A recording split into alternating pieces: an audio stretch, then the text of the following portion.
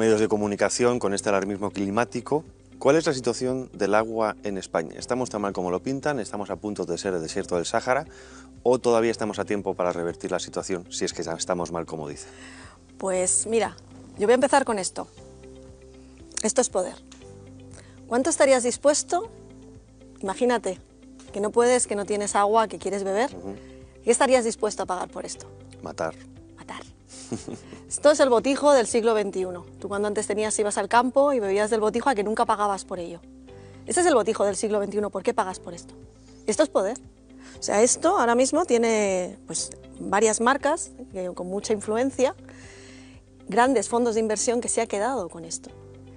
Y esto que vemos aquí en plástico, yo por ejemplo, si quiero analizar, yo quiero analizar el agua de tu grifo y no tengo posibilidad como abogada de verdad de tener una prueba concluyente para saber si mi agua viene de calidad. En cambio, si yo como letrada se me ocurre hacer una prueba a esto, aquí confluirían Ministerio de Sanidad, Consumo y encima, bueno, pues habría muchos problemas si este agua no es de calidad. Pues esta botella, que aquí la ves tan sencilla y que la compras en un supermercado a 0,20, ya estás pagando por 2.000 euros el metro cúbico. Estás hablando de verdaderas fortunas por un traguito de agua y muchas veces fíjate que la bebes y la tiras, que no tiene mucha... Pues para que este agua, esta empresa tenga la suerte y el derecho de poderla embotellar, porque esto donde se ha embotellado, antes era el agua de todos, era un bien común y todo el mundo lo gestionaba. Y así era nuestro agua hasta 2005 con la llegada del gobierno de Zapatero. Y fue cuando se cambiaron las reglas a través de la Agenda 21. Yo sé que bueno, pues tú estás hablando de la Agenda 2030 y lo estás analizando, y no hay que olvidarse que la Agenda 2030 que estamos viviendo ahora con tantos coloritos proviene de la Agenda 21, que fue el diseño y fue el inicio. Milenio, etcétera. Exacto. Y precisamente es en ese momento cuando el agua empieza a ser una mercancía. A ti, como español, bueno, pues te tienen que convencer.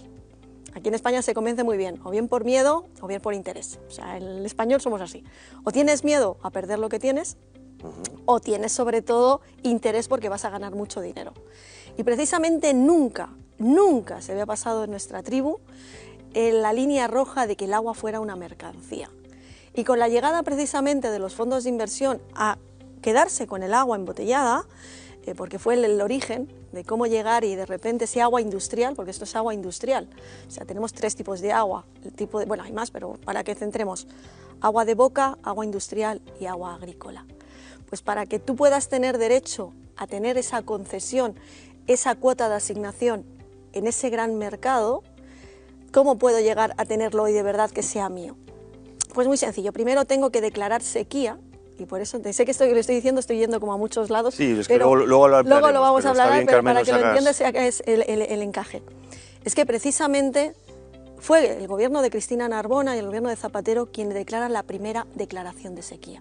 Una declaración de sequía es algo muy complejo, pero en aquel momento y todo el mundo no se ha dado cuenta que lo que estamos viviendo hoy, estas declaraciones, y hace unas horas se va a declarar sequía en Barcelona, cuando en estas horas también se está proclamando que va a haber una cantidad de lluvias increíble, o sea, ya estamos en época de lluvias y ya no es necesario. Pero es un mecanismo jurídico, y si yo te activo decreto de sequía o declaración de sequía, tengo y doy la opción a que como administración regularte los derechos que tú tenías a la hora de gestionar tu agua. Por hacer un símil, como por ejemplo pandemia, exacto, estado de alarma. Exacto. Las declaraciones de sequía fueron las primeras que se instauraron aquí en España para precisamente coartar, coaccionar y modificar esos derechos que tenías de uso. ¿Cómo tengo yo derechos? Bueno, tú cuando llegas a tu casa, para tú vivir en tu casa tienes que tener una cédula de habitabilidad. Y eso te lo da tu administración, tu ayuntamiento. Y con eso ya te da permiso para poder tener luz, tener agua, fíjate, agua. Y ese agua era gestionado por mi ayuntamiento. Cuando yo estoy en el campo y quiero regar, yo tenía que tener una concesión de la administración para que me permitieran tener un pozo o que el agua me llegara a través de unas redes, pues de lo que son unos canales, unas acequias. Y el uso industrial, cuando yo quería abrir mi negocio, necesito primero de todo, para abrir eso, un permiso. Bueno, pues con el gobierno de Franco, que era tan malo, malísimo, y que es de verdad quien estructura, desde los años 40, estructura toda la forma que hemos tenido de vida y que hemos conocido, y sobre todo en gestión del agua, es que el agua era una tasa, y todo el beneficio que generaba el agua tenía que revertir otra vez en nuestra estructura, en nuestra red.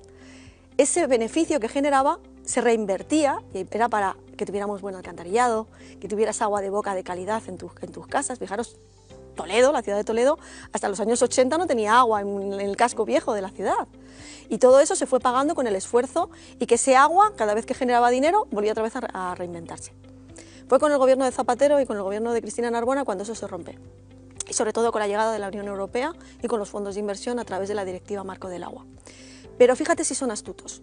Lo que hicieron fue pagar precisamente a los grupos ecologistas y sobre todo a la Fundación Evacultura del Agua para que dulcificaran esa contra, ese saber que la población se iba a enfrentar. La compra de la supuesta disidencia. Exacto. Es algo habitual también en otros aspectos. Sí, pero por ejemplo la mafia lo hace, o sea, la mafia lo que hace todos los años... Sí, bueno, tienes ahí estas ONGs internacionales. Exacto. A favor de los derechos de los animales, Exacto. del cambio por ejemplo, climático. WWF Por ejemplo. está financiado por Coca-Cola. Greenpeace en su momento también. Por Coca-Cola, por Rockefeller. O sea, saben perfectamente que yo voy a tener una oposición muy grande de la población.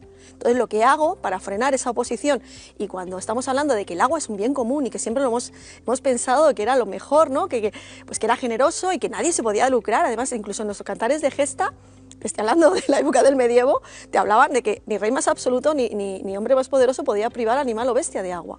Eso nunca, o sea, ni con los reyes católicos. Era un arma generosa. En el Código Civil, o sea, donde tú mires, siempre había esa posibilidad de que tú cogieras agua. En cambio ahora, tú dependes de pagar. Pero no vas a pagar a tu Estado, no vas a pagar que el agua vuelva otra vez, el dinero vuelva al común de todos, al bolsillo de todos, al cajón de todos. Ahora es que una multinacional se está quedando con ello. Y es muy grave.